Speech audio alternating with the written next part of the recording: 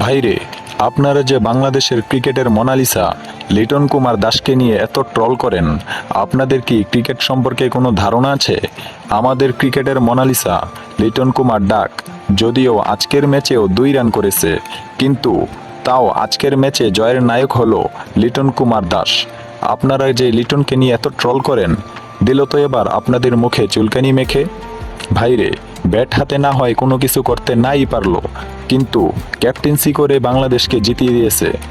এখন আপনারা কি বলবেন, লিটনকে দল থেকে বাদ দেওয়া দরকার? আমি বলবো না। তার কারণ হলো, বাংলাদেশের ভবিষ্যৎ ক্যাপ্টেন হলো আমাদের লিটন কুমার ডাক ভাইয়া। লিটন যদি না থাকে, বাংলাদেশ আর কখনো বিজয়ের মুখ দেখবে না।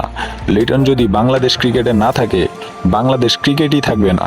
লিটন যদি বাংলাদেশ টিমে না থাকে, বাংলাদেশ টিম 10 রানে প্যাকেট হয়ে যাবে।